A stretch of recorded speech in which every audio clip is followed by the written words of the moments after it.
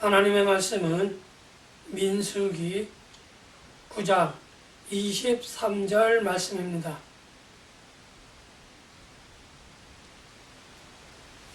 곧 그들이 여호와의 명령을 따라 진을 치며 여호와의 명령을 따라 행진하고 또 모세를 통하여 이르신 여호와의 명령을 따라 여호와의 직임을 지켰더라.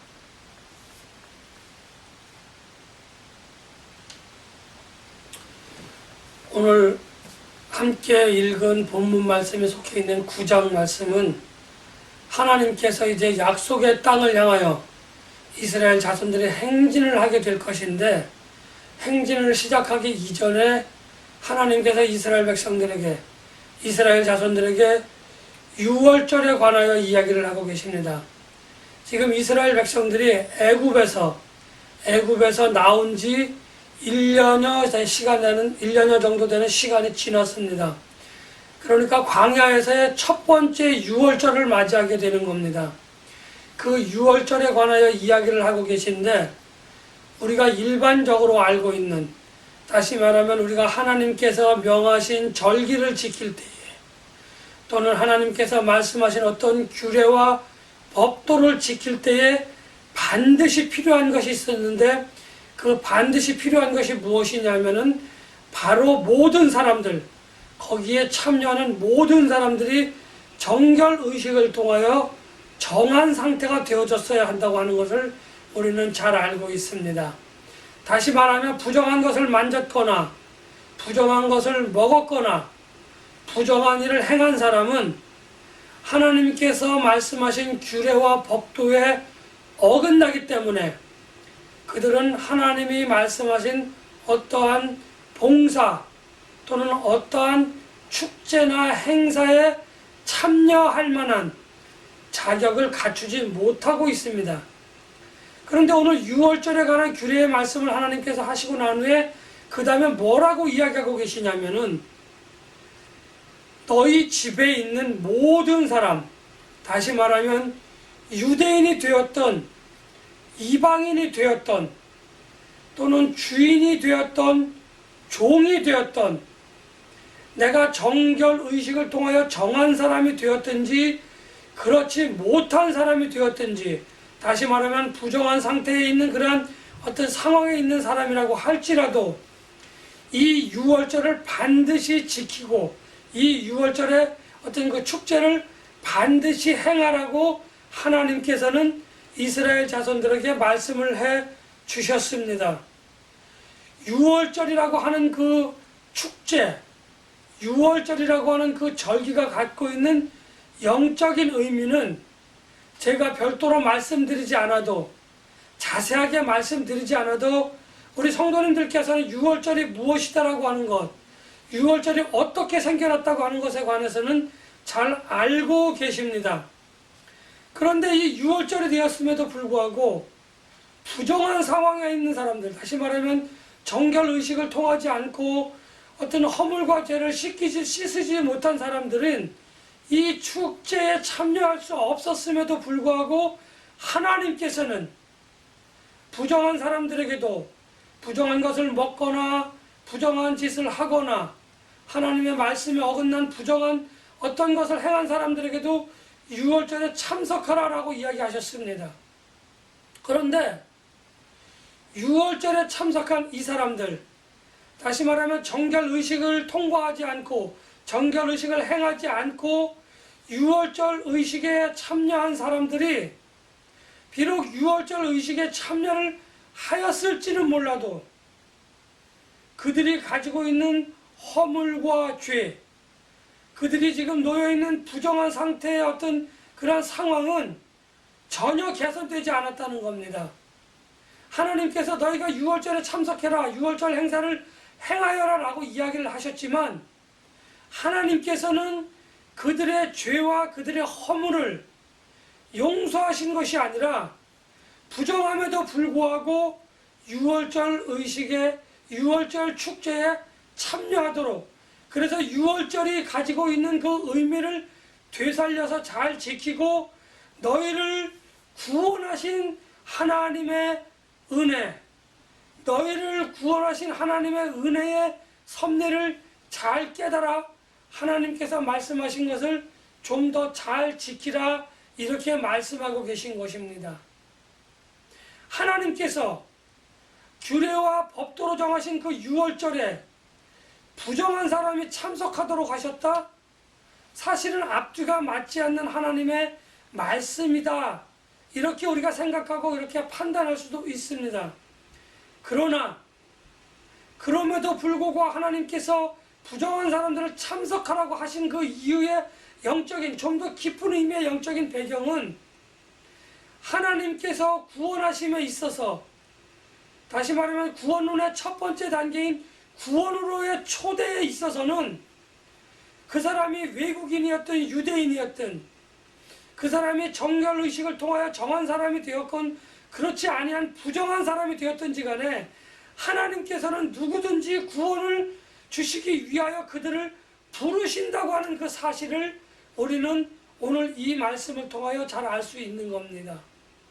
그러나 한 가지, 하나님께서 나를 부르셨다고 해서, 하나님께서 나를 유월절 행사에 초청하셨다고 해서 내가 가지고 있는 허물과 죄가 용서를 받았다, 이렇게 고백하고 이렇게 말하는 것은 잘못된 것입니다. 지금 저도 그렇고 여러분들도 그렇고 우리는 함께 예배를 하나님께 드리고 있습니다. 하나님을 찬양하고 하나님을 경배하며 또 성도들 간의 아름다운 교제의 모습을 우리는 지금 가지고 있는 것입니다.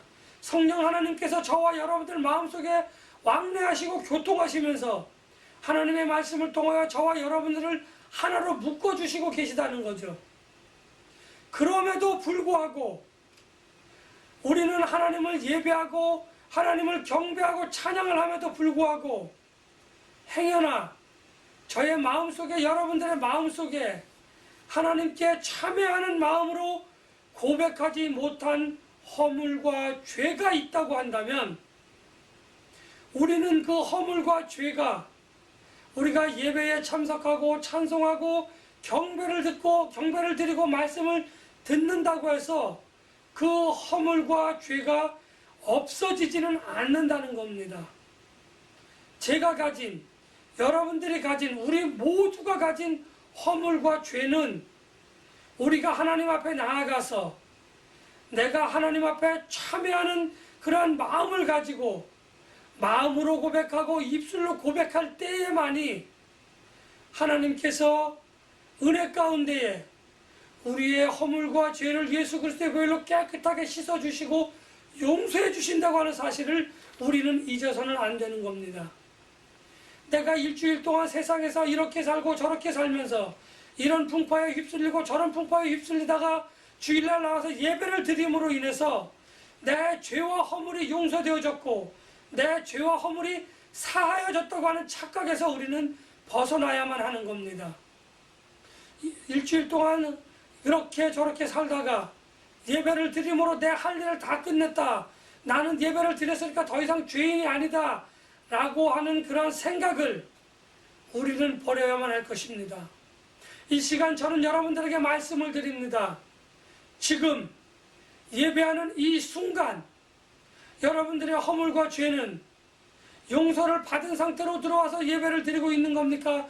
아니면 예배를 드리면 당연히 죄와 허물이 용서가 되겠지, 아니면 나는 허물과 죄가 없으니, 아니 나는 허물과 죄를 그렇게 고백할 만큼 그렇게 참회하지 않아도 돼라고 하는 어떤 아니라는 생각을 가지고 있는지 한번 돌이켜볼 필요가 있다고 하는 것을 여러분들에게 말씀을 드리겠습니다.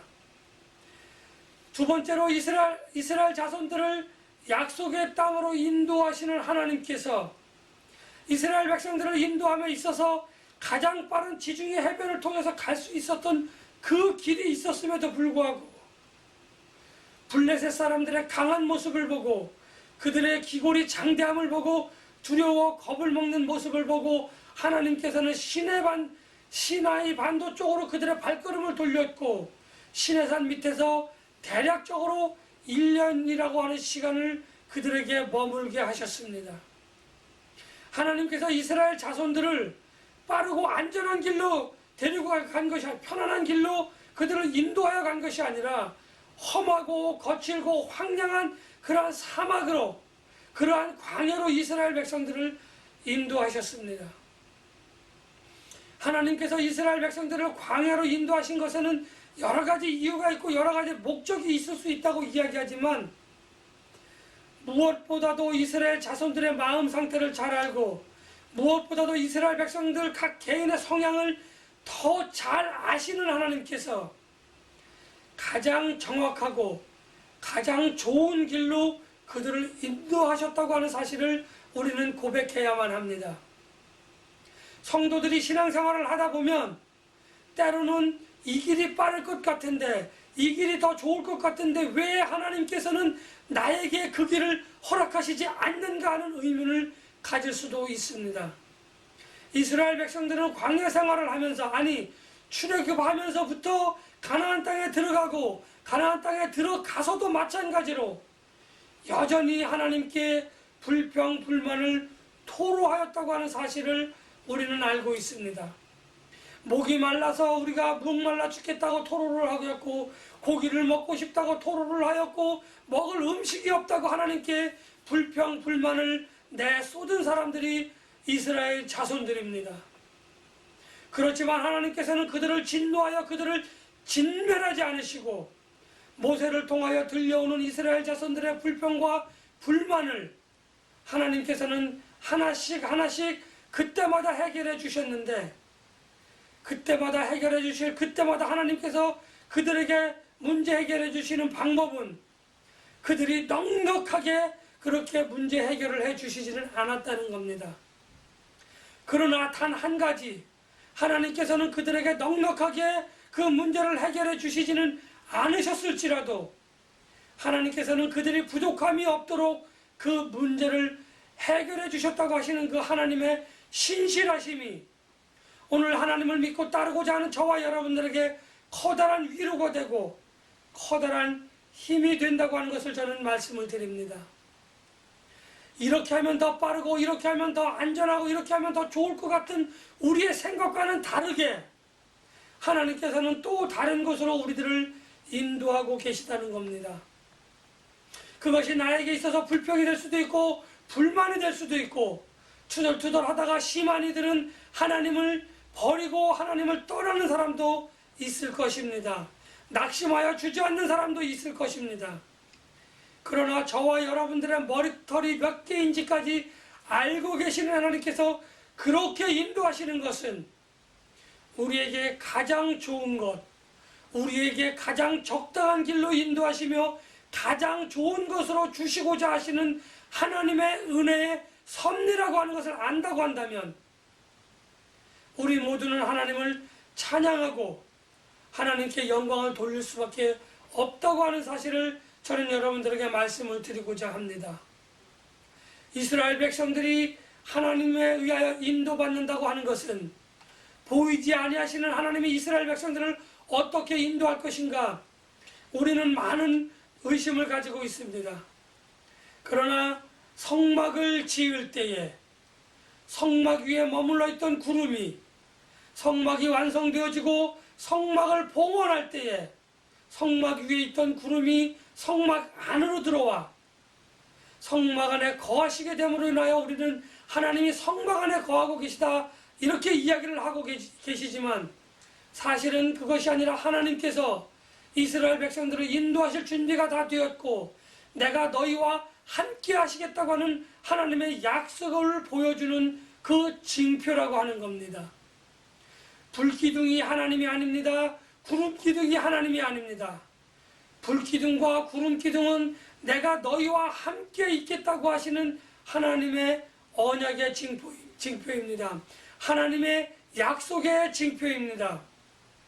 이것을 우리는 히브리어로 쉐키나라고 이야기를 합니다. 그리고 이 쉐키나는 신약 성서에 와서 헬라어로 임마누엘이라고 하는 말로 바뀌게 되어집니다.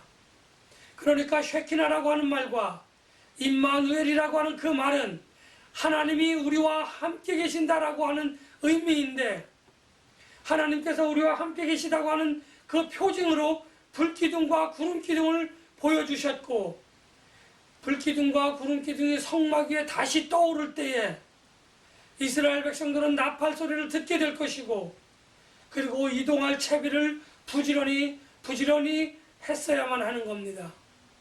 구름기둥이 떠오르면 준비가 되어지고, 구름기둥이 나아가는 방향으로 이스라엘 백성들은 나아갔습니다.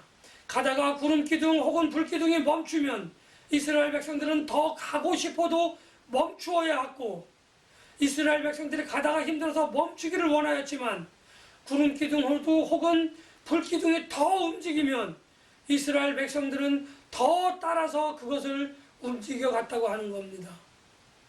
불평이 있고 불만이 있을 수 있었지만, 이스라엘 백성들은 불평하고 불만을 토로하면서도 하나님의 말씀에 순종하여 나아가고 멈추고 멈추었다 나아가는 모습을 지속적으로 반복했다고 하는 겁니다.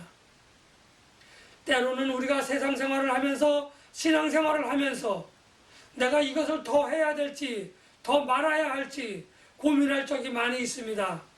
그때마다 하나님께 기도해야 하고 하나님께 우리는 그것을 물어보아야만 하는 겁니다. 하나님께서 성령님을 통하여 감동을 주시면 더 나아갈 수도 있고, 감동을 주시면 더 나아가고 싶지만 그 자리에 멈추어야 하는 그러한 지혜로운 신앙생활이 저와 여러분들에게 필요하다고 하는 겁니다.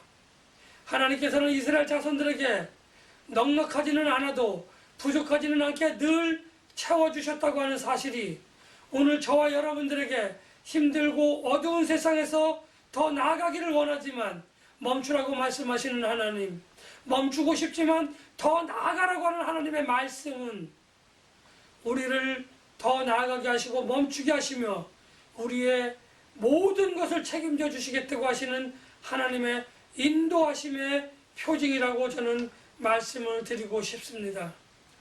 하나님께서 이렇게 광야에서 이스라엘 자손들과 함께 하시며 그들의 불평 불만을 듣고 그것들을 해결해 주시며 더 나아가게도 하고 더 이상 나아가게 하지도 못하게 하시는 그러한 그 하나님의 섭리를 바라보면서 시편 기자는 시편 62편에서 이렇게 말씀하였습니다. 나의 영혼은 잠잠히 하나님만 바란다라고 말씀하셨던 겁니다. 지금 여러분들의 무엇을 바라보고 계십니까? 하나님만을 바라보고 계십니까? 아니면 또 다른 것을 바라보고 계십니까?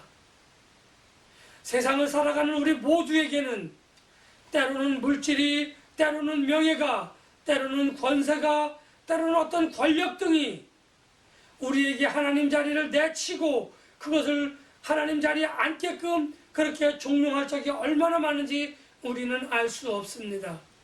그러한 시련과 그러한 고통이 없다고 한다면, 그러한 고난이 없다고 한다면 정말 참으로 행복하고 즐겁게 하나님을 경배하며 따라갈 수 있을 것인데, 하나님을 반역한 무리들은 우리에게 하나님을 우리 중심 자리에서 내치고 다른 것들을 그 자리에 앉히려고 무던히 애를 쓴다고 하는 사실입니다.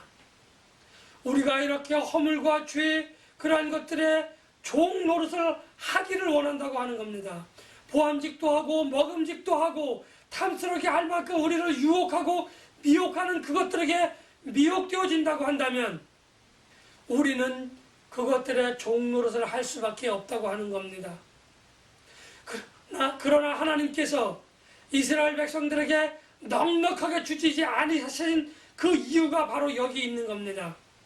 우리가 좀 더 넉넉해지고 우리가 좀 더 살만해지면 우리는 배를 두드리며 등 따신 곳을 찾아서 이만하면 됐다, 이만하면 됐다라고 안일한 신앙생활을 가지게 되어지고, 그렇게 되어진다고 한다면 우리는 물질의 종노릇이 되고 명예와 권력과 권위의 종노릇이 되어져서 하나님의 인도하심을 내쳐버리는 그러한 불쌍한 모습을 가질 수밖에 없는 것입니다.